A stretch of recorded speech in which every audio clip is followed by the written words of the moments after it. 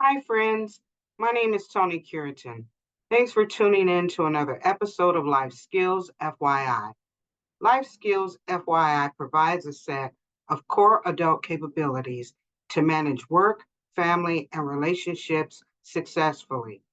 It's designed to help build the skills adults need for life. Life Skills FYI teaches skills of planning, awareness, focus, self control, and flexibility. They are daily living skills to promote successful independent living, skills that every adult should know but were never taught in school. Life Skills FYI premieres on Thursdays at 10 a.m. on our My Virtual Academy Facebook page and on Instagram. Today, we are going to talk about how to speak up for yourself. So, do you find it hard to speak up for yourself? Are you afraid of what other people might have to say about how you really feel? Have you ever seen something happen that you disagreed with but didn't know what to do about it?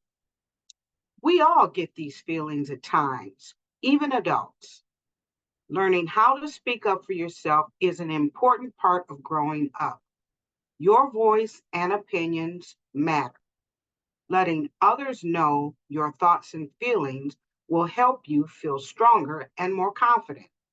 Today, I'd like to share a few tips to help you if you struggle with speaking up for yourself.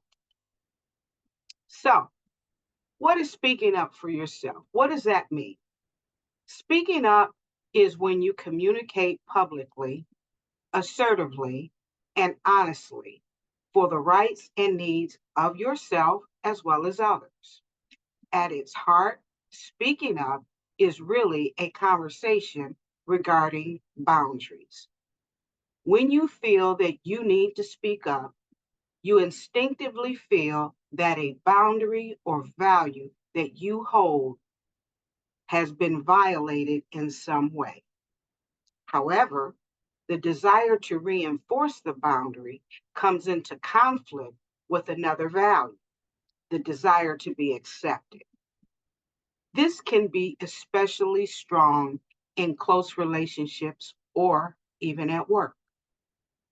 Some examples of speaking up include letting others know when you're feeling hurt, angry, or upset, asking someone to explain something in a different way if you're confused, letting a healthcare provider know when you don't understand what they're telling you.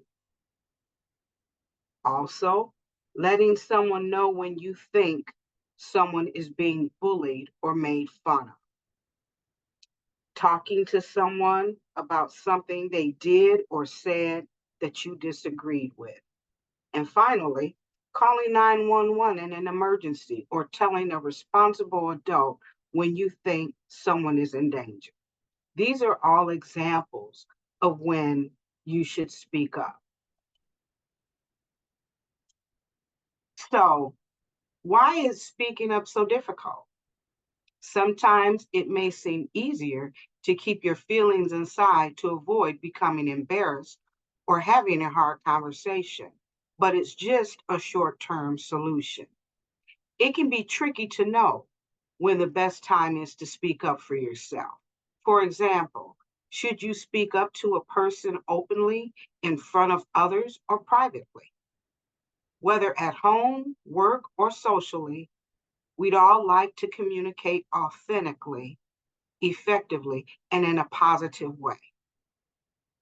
And knowing how to speak up for yourself, letting your voice be heard to get your message across in a calm and clear fashion is a must have skill. So, here's how you speak up.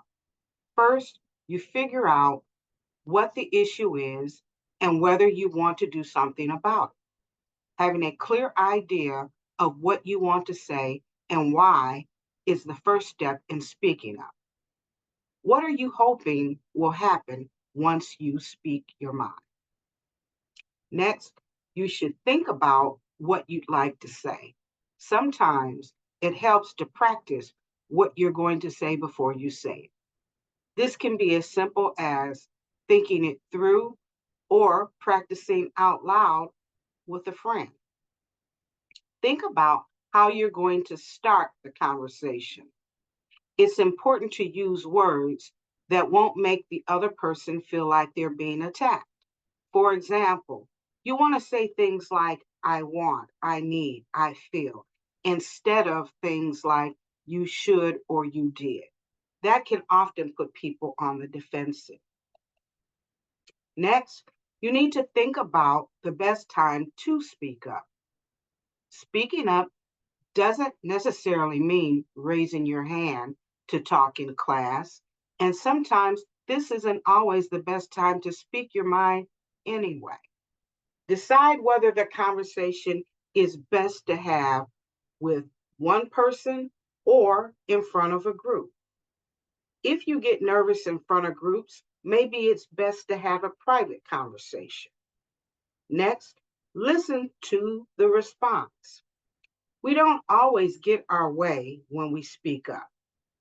It may be that the other person doesn't see eye to eye with you, but it's still important to listen to their thoughts and let them speak without interrupting them. Make eye contact with them and let them know that you're listening. Next, safety comes first. There may be times when you feel you want to speak up about something you observed in public. However, it may not be safe to do so. For example, if you observe someone being treated unfairly, it is still good to speak up to a safe person or someone who will not harm you, such as a police officer, store manager, or other trustworthy adult, and who can handle the situation and not put you or others in danger. So, what are the key takeaways? Most importantly, stay positive. It gets easier to speak up for yourself with practice. And every time you do, you'll get better at it. Get tips from family and friends and coworkers and teachers about how they learned how to speak up for themselves. If you don't get the solution that you're hoping for after you speak up, take a moment to congratulate yourself for taking the big step of speaking up. Then think about what you said, how you said it, and what you want to say differently the next time.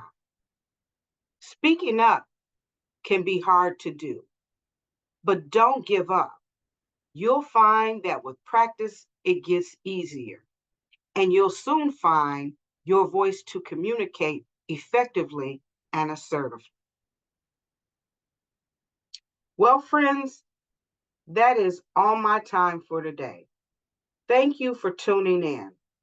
Feel free to contact me if you have any questions. My number is 586-842-0558. That's 586-842-0558.